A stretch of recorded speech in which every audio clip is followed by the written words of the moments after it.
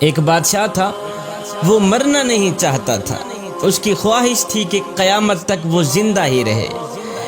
ایک حکیم صاحب نے اسے کہا، بادشاہ سلامت، فلاں ملک کی سرزمین سے ایسی ایسی جڑی بوٹیاں پیدا ہوتی ہیں جن میں آب حیات کی تاثیر ہوتی ہے، آپ اگر وہ جڑی بوٹیاں منگوا لیں تو ہم آپ کو وہ دوا بنا دیتے ہیں جس کے کھانے کے بعد آپ جب تک چاہیں گے زندہ رہیں گے۔ بادشاہ نے فوراً ہی اپنے وزراء میں سے 5 وزیروں کو دوسرے ملک میں بھیجنے کا حکم جاری کر دیا کہ جاؤ دوسرے ملک کے جو بڑے راجا ہیں ان کو میرا سلام دو اور کہو کہ مجھے فلاں فلاں بوٹی کی اشد ضرورت ہے، سنا ہے وہ بوٹی آپ کے ملک میں پائی جاتی ہے، لہٰذا مجھے ان بوٹیوں کی اشد ضرورت ہے، اس لیے کہ میں مرنا نہیں چاہتا۔ خیر 5 وزیر دوسرے ملک میں پہنچے، راجہ صاحب کو سلام دیا، پیغام سنایا۔ جیسے ہی راجہ صاحب نے سنا کہ بادشاہ مرنا نہیں چاہتا تو راجہ صاحب نے کہہ لگانی شروع کر دی، ہنسنا شروع کر دی۔ ہنسنے کے بعد راجہ صاحب نے فوراً ہی سپاہی بلوائے، ان سب کو گرفتار کرا دیا۔ ان 5 وزیروں کو گرفتار کرا دیا۔ گرفتاری کے بعد راجہ صاحب نے حکم جاری کر دیا کہ ان سب کو لے جاؤ فلاں پہاڑ کے نیچے ایک خیمے کے اندر بند کر کے۔ فلاں پہاڑ کے نیچے ایک خیمہ ہے، بند خیمہ، ان 5 وزیروں کو لے جاؤ، اس خیمے کے اندر بند کر کے واپس چلے آئے۔ اور ہاں ساتھ میں ان 5 وزیروں کو یہ بھی کہہ دینا کہ جب تک یہ پہاڑ 2 ٹکڑے نہیں ہوتا تم آزاد نہیں ہو۔ جس پہاڑ کے نیچے تم پڑے ہو جب تک یہ پہاڑ 2 ٹکڑے نہیں ہوتا تم آزاد نہیں ہوتے۔ سپاہی ان 5 وزیروں کو لے گئے، پہاڑ کے نیچے خیمے کے اندر بند کر کے واپس چلے آئے۔ اب ان 5 وزیروں کو چاروں طرف موت کے آثار نظر آنے لگے، کھانے پینے کو کچھ نہیں تھا۔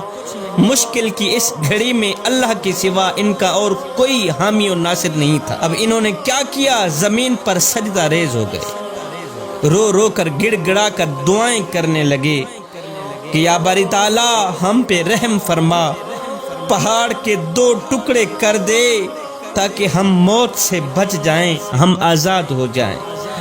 اللہ اکبر۔ سارا دن ساری رات روتے ہی رہے۔ ان کے دن رات رونے کے بعد میرے اللہ کی رحمت جوش میں آئی، میرے اللہ نے ان پر رحم فرمایا، ان کی دعا قبول ہوئی۔ ایک دم زمین ہلنے لگی، زلزلہ آیا، پہاڑ جڑوں سے ہلنے لگا اور پہاڑ کے 2 ٹکڑے ہو گئے۔ اللہ اکبر۔